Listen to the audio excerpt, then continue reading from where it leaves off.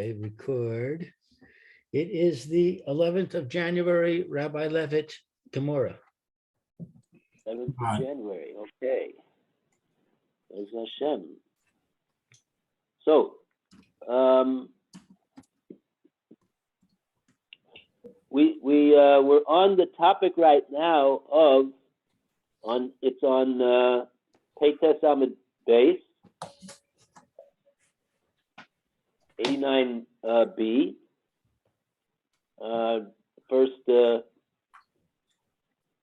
section of the Amud. We now is turned to the issue of we're still talking about a woman who caused injury to somebody, and in this case, we've concluded our discussion about when she causes injury to others, and now we're talking about when she causes injury to her own husband. And in that case, the Gemora brings a Tosefta over here. This is what we had yesterday.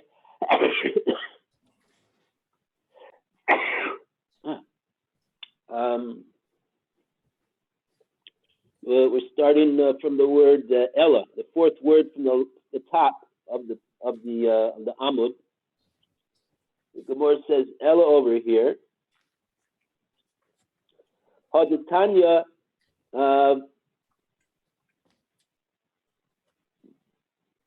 says the Gemara, but in light of everything that we've said, we have a bit of a difficulty. And the Gemara brings a Tosefta, Hadasanya, and we'll just get this one line out from the Tosefta. V'kein, and similarly,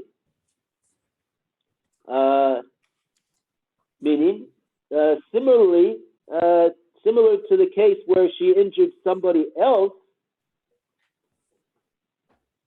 and we don't cause her to have to lose any part of her ksuba. The kain hisha chavla babala, if she causes injury to her husband, lo hepsida ksubata. She also does not take any loss on her ksuba. Meaning that we don't require her to sell it, we don't require her to assign it in order to pay off the husband for the injury that she caused him. Okay, so that is what it says in the Tosefta. And then the Gemora says, Lamai. 1 second. Why should it be that we shouldn't require her to pay the husband and either assign or sell the ksuba? What's the Gemara's suggestion? Tizavnina nehale liksubata labala. The Tova Sana.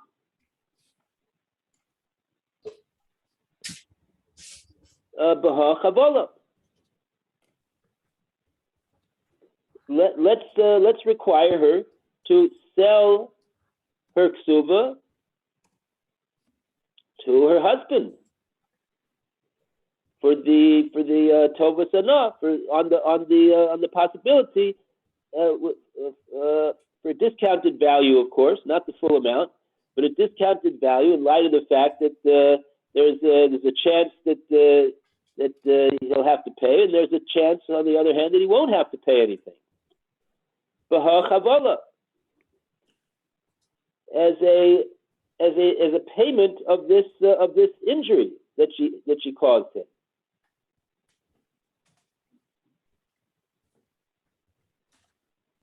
And why is it advisable to do this in this case? Because there's no fallout over here.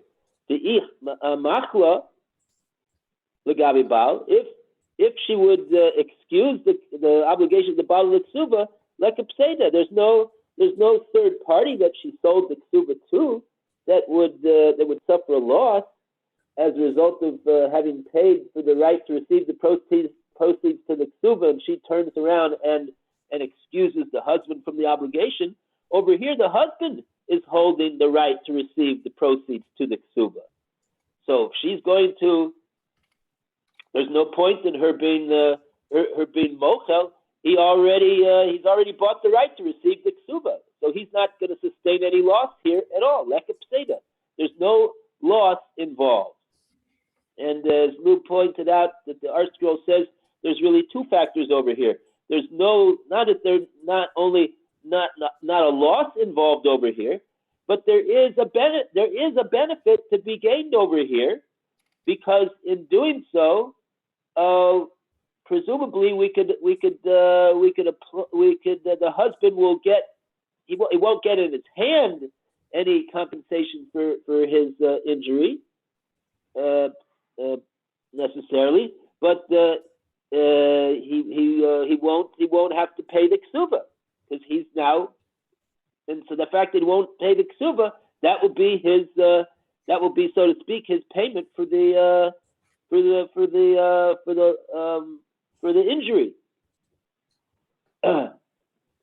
So, in other words, neither of the reasons that we said in the previous two cases that the Gemora mentioned, that we said on that account, that's why we understand that we don't require the wife to lose anything on her ksuba. They don't exist in this case, because here we have a perfect solution. In other words, we could benefit the one who was injured, and he gets a type of a compensation, dispensation for being injured, and also nobody loses out if there's no loss to be worried about in the event that she would be mochel the obligation of the husband. So in this case, it's a win-win situation, and nevertheless, we see in the Brisa that the Tosefta that she doesn't. We don't require her to do this. So it's so the Gemara seems to be asking a question over here. It's a bit puzzling why it is that we don't require her to do this. So that's where we got up to yesterday.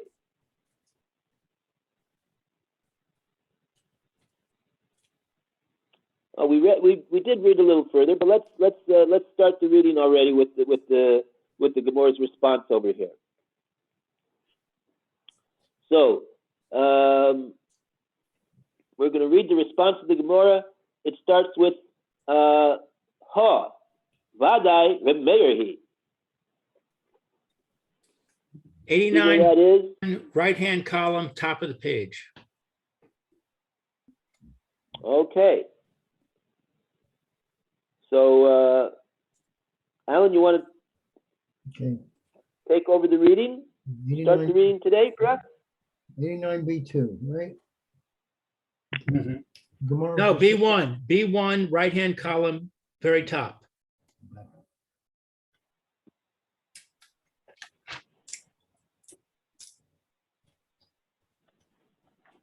The Gemara answers.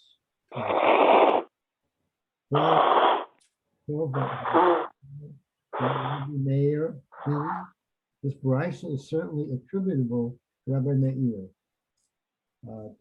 Mar also or Dom Yesh Es Eshto Afilo Shaor Lo Kosovet 4, who says that it is forbidden for a man to keep his wife even for 1 hour without a ksuba. She therefore cannot waive her rights to the ksuba to pay for the injury.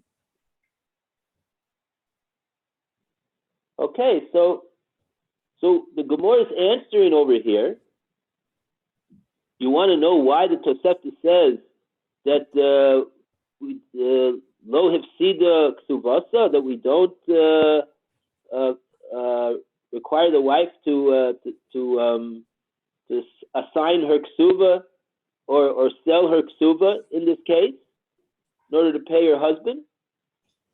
because this Tosefta goes according to Reb Meir, and Reb Meir is the one who says that it's forbidden for a husband to be married to his wife, even for a sha'achas, if she doesn't have a ksuba.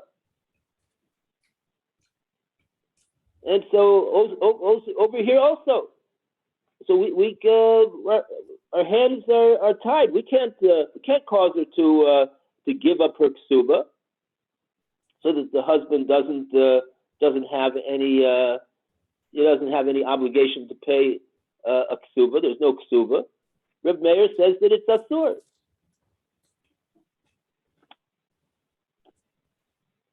So that's the Gemora's answer to the question.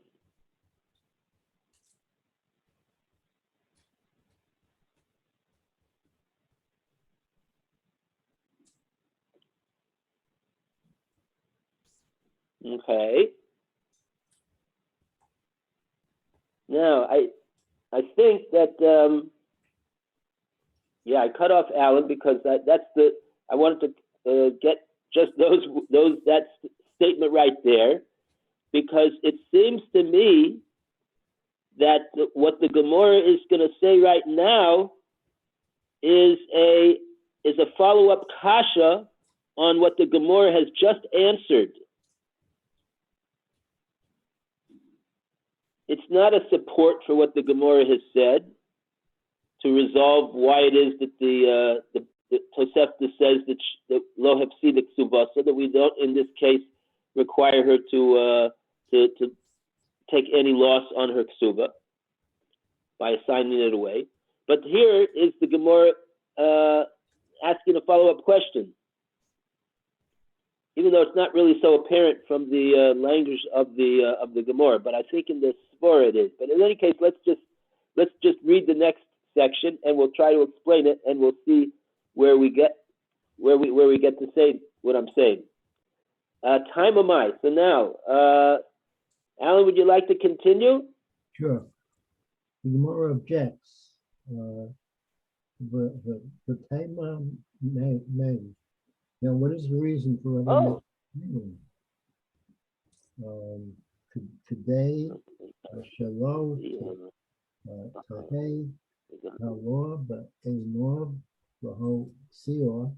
It is so that one's wife should not be easy in his eyes to divorce. Even if a woman does not give her husband the ksuba, he can divorce her if he wants.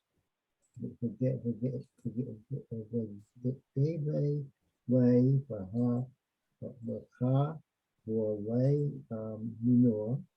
collect the ksuba from her for his injury.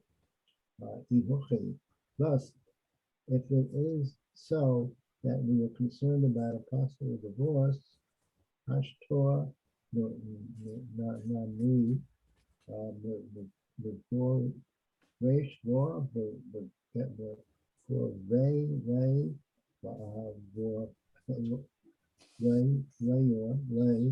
Minor.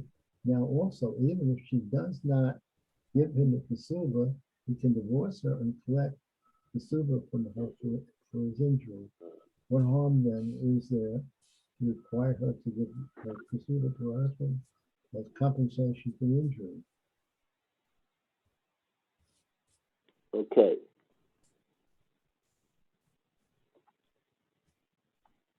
Okay, so there's no Rashi over here. Not yet. So time of my says the Gemara. What's the reasoning behind Rebbe Meir? Why does he say that it's usher for a husband to live with his wife in the absence of a ksuba?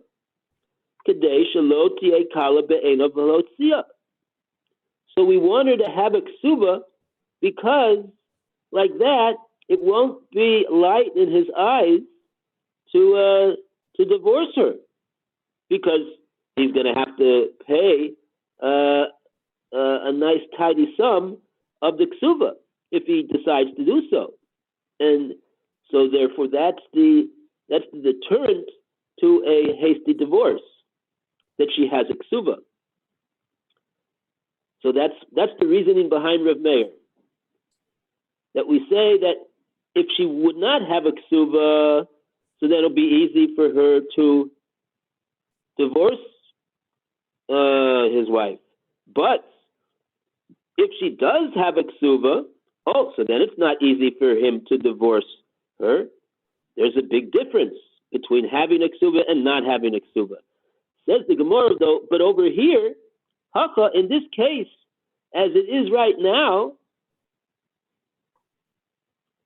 even if she does not assign the ksuba to the husband,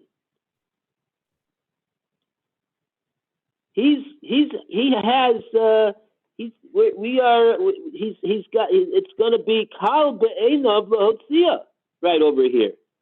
Why?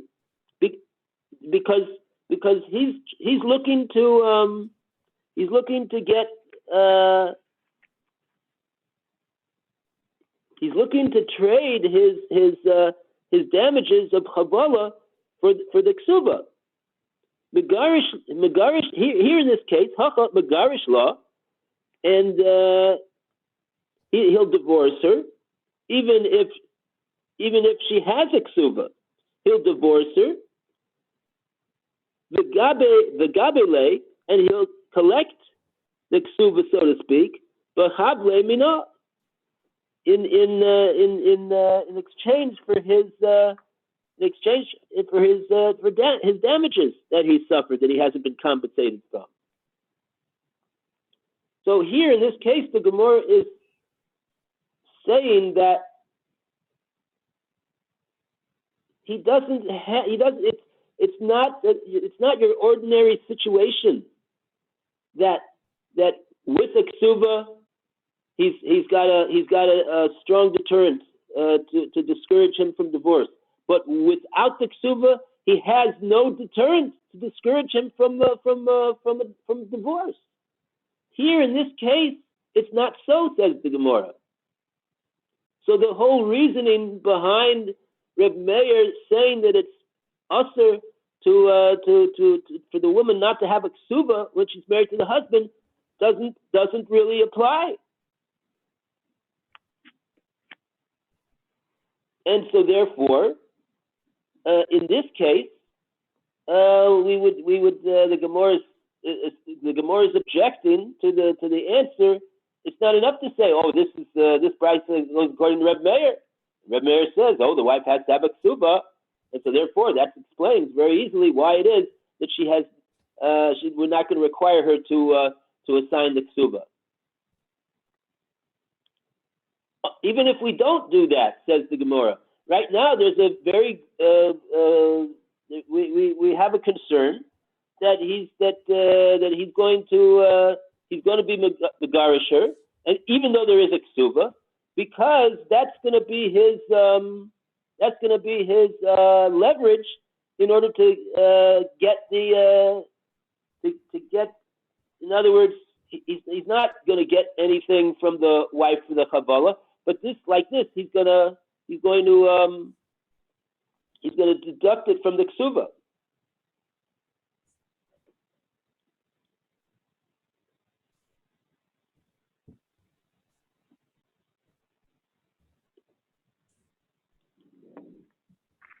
Is that somewhat clear?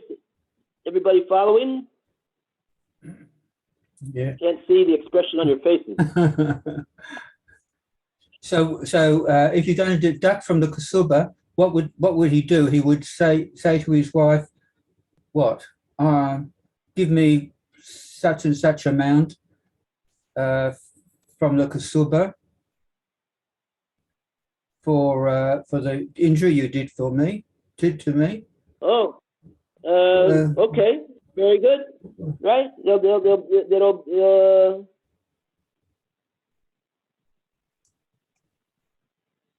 right.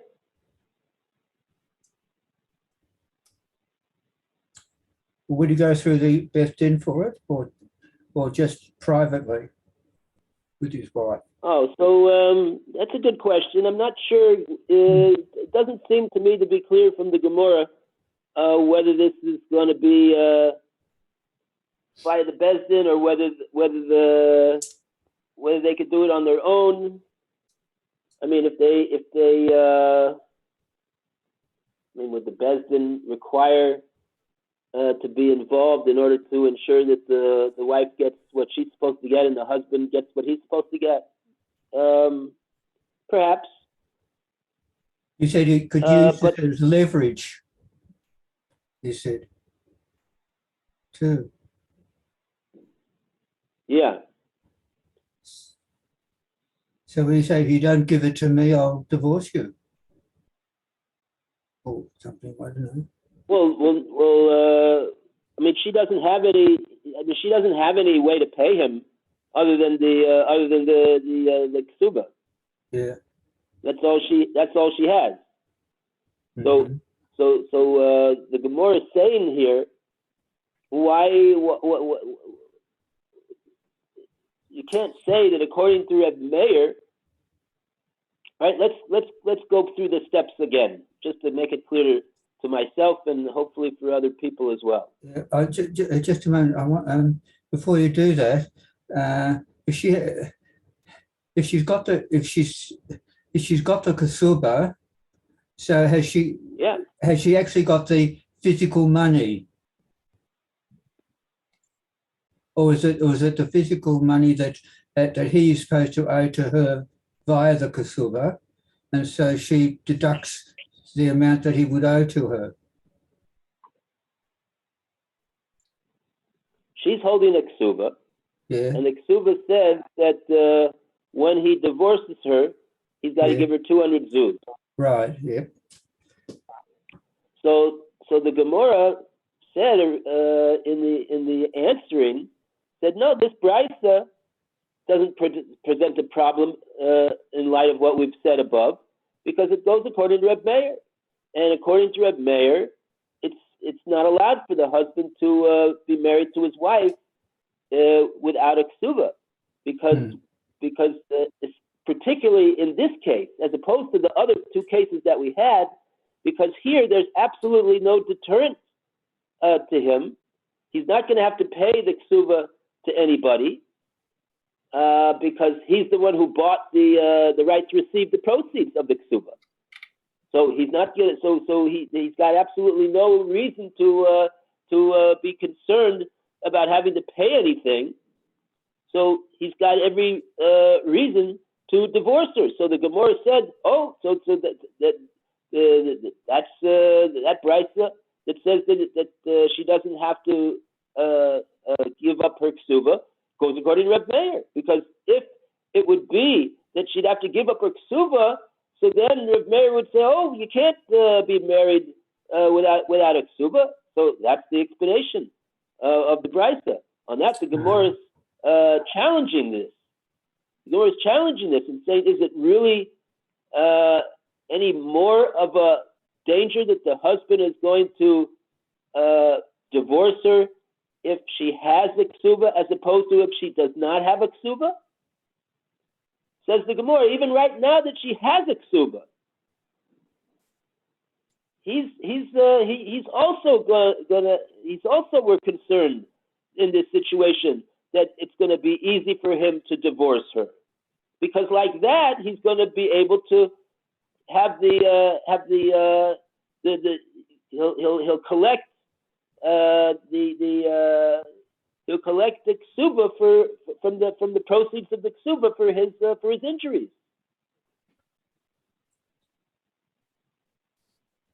So her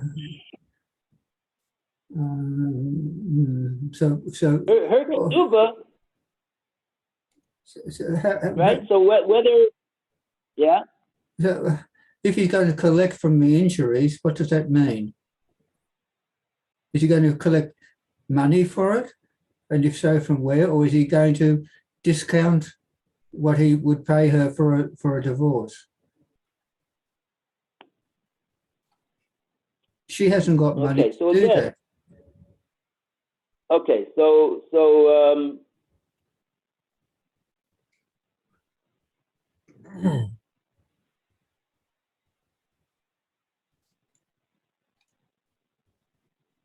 How do we?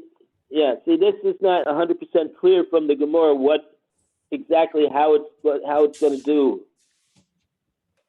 The Gemara just says he's gonna collect from the ksuba money for his Kabbalah from her. How it's going to work practically, it's not 100% clear from the not at all clear from the Gemara. I think no, it just says. I think it's saying that if he divorces her, then he can say, I'm not paying you anything because you owe me money from the injury. So therefore, it's as if there was no ksuva. He's not, no money is going to exchange hands. It's just that the debt becomes canceled and he doesn't have to pay. Okay, good.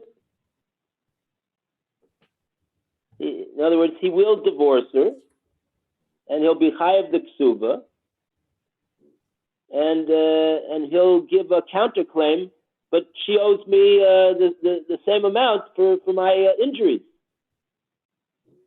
So therefore, he does not have a disincentive at this time to divorce her in violation of Rabbi Meir.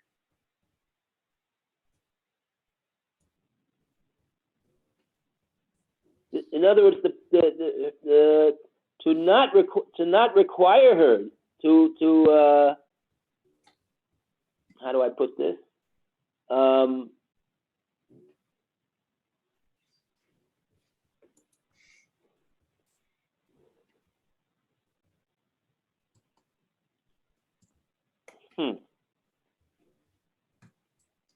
It doesn't. What did you say?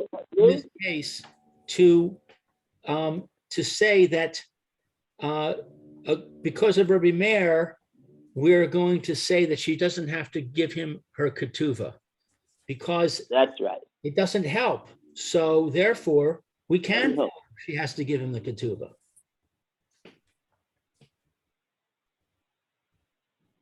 Right. Okay. In other words, the Gemara asked the question: why does it say over here? Step one. Why does it say over here in this price that she doesn't lose her ksuba?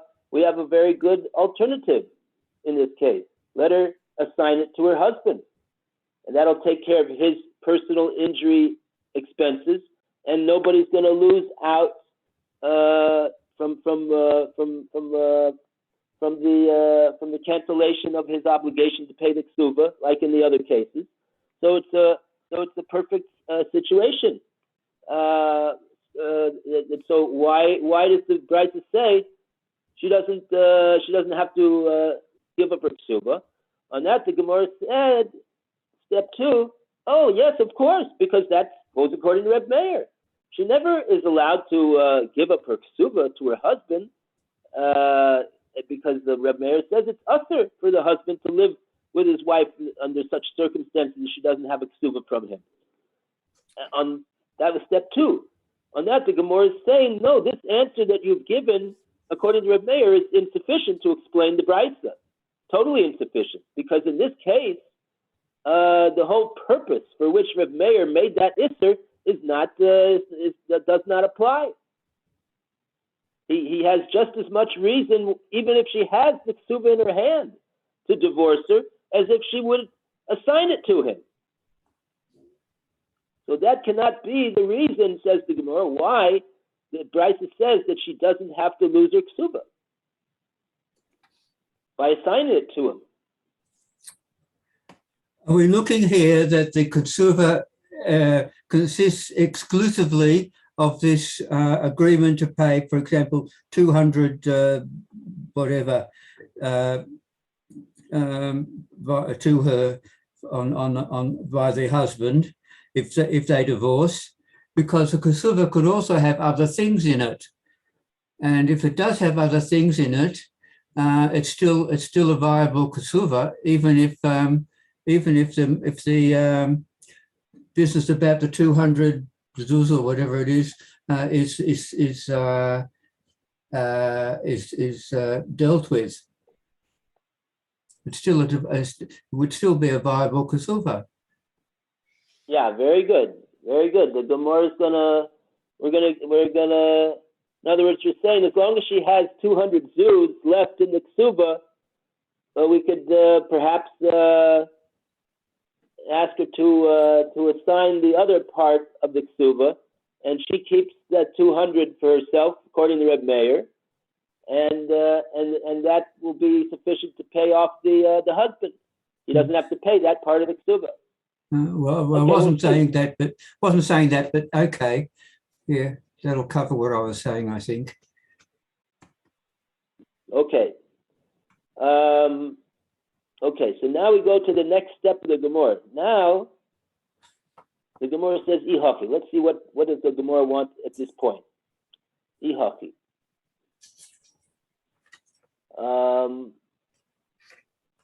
Where's he?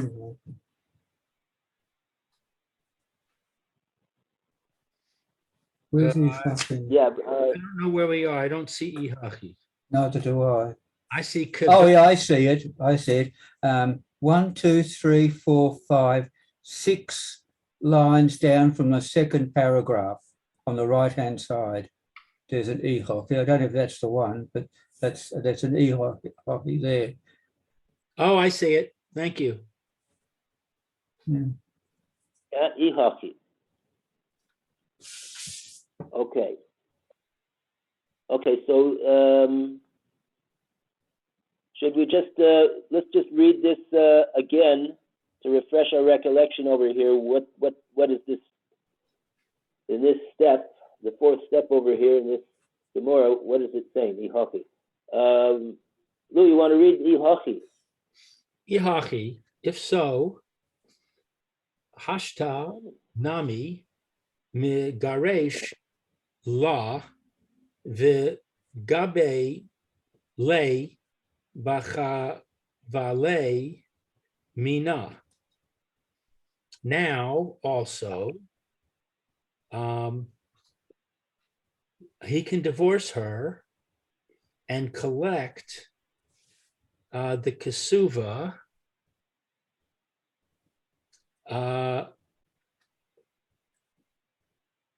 for his injury from her. He can collect the kasuva from her for his injury. This is the same thing we just said. So this is very difficult. So then what is? Oh, your footnote says there is an obvious redundancy here since the Gemara has already stated this argument. Yad David therefore suggests that the above words be deleted. Wow. Oh boy.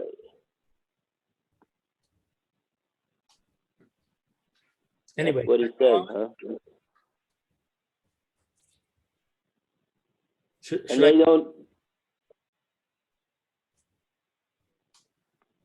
Yeah. Wow. Okay, so let's. I don't see.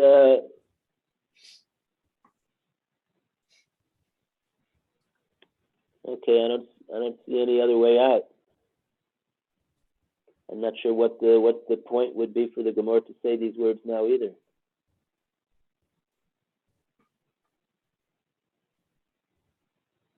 Okay, so let's see, okay, so now let's go to the next step. Kagon. Kagon. Right. Yeah. Should I read or you want Roy to read? No, you can go. I don't mind. It's good. Kagon. Roy assigns his rights. Salute. Nafish kisuvasa. For example, or in a case that the kasuva is large. So this is Roy's question. This is Roy's point. Yeah, the Gemara is saying this now, I think. No, it wasn't, but it's okay. This is similar. Weren't you saying, what if the kasuva has a lot of value in it? No, I didn't say that, but it's all right. Doesn't matter. Go on for the moment. Demishum hahu porta. So that that small amount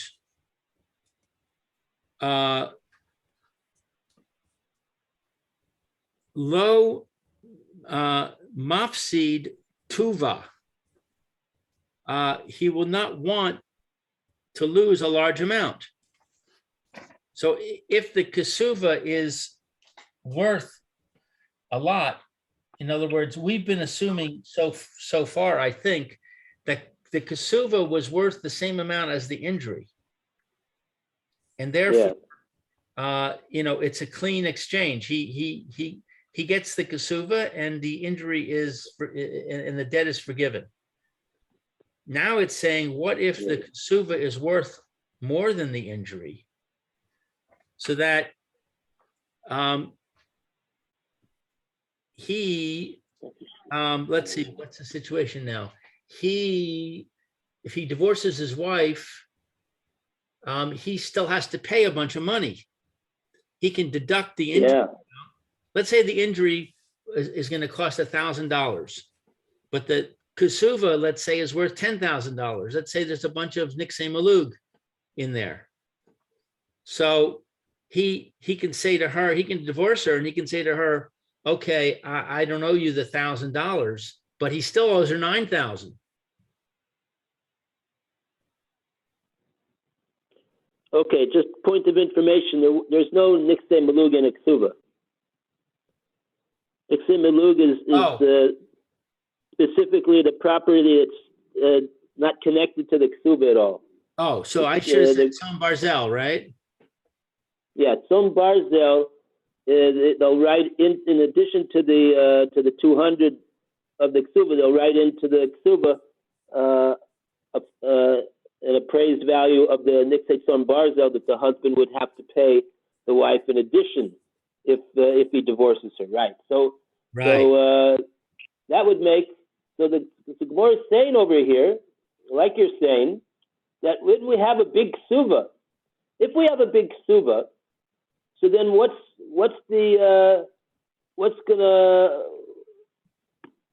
therefore what? Therefore, the amount of money that is owed to the husband because of the injury becomes much less significant. And it's really like you can ignore that. And you can say, look, the kasuva is worth so much more than the injury that he still has a big disincentive to divorce her because he's going to have to pay for all that tzon barzel. Oh, exactly. And therefore,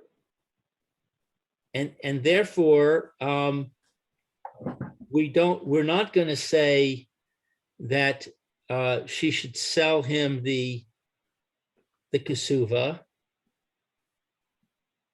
because if she sells him the kasuva, then I guess what would happen is he would give her some money up front for the difference between the sale price of the kasuva and the injury, and then there'd be no kasuva. So he'd have no disincentive. So that would be right. That would be a significant difference. Right. So in other words, what's the Gemora done over here? The Gemora's constructed a case when it says kagon de nofish kasubasa. Kagon, for example, that the brisa that we are talking about is talking about this type of a case. It's talking about a case, the nofish kasubasa. She has a large ksuba, and so like this, for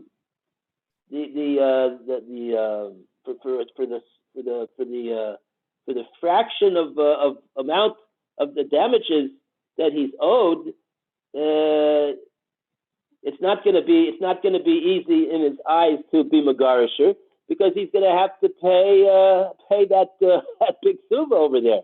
So therefore, we have a very good deterrence to divorce in this case with this ksuba. So therefore, the Gemora was 100% right when it said, yeah, this Bryson that says that we don't require her to give up her ksuba goes according to Reb Meir, who says the husband is not allowed to live with the wife without a ksuba, because we want a situation where it's going to be difficult for him to divorce her, and that's exactly what we got over here with a large ksuba.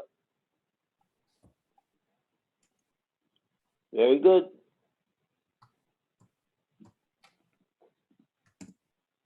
I think our time is up. Our time is up. Okay. Yashikoyach. Baruch So Tiyeh. Bezos Hashem Okay, will thank continue you. tomorrow. All right. Thanks once again to Lou for hosting the meeting. My pleasure. Thank I'm hosting it tomorrow also. Right. Did you get in touch with Phil? No, I called him and his phone is off. Ah, But okay. thank you for chatting that. That was a good Yeah. reminder. Right. Okay then. See you then tomorrow, Mr. Hashem. Okay. Right. Thank you very much for Okay. everybody. See you. All the best to Alan and Roy and to Lou. Rakabat Laka. Amen. Amen. Bye. Stay well. Okay. Take care. Bye.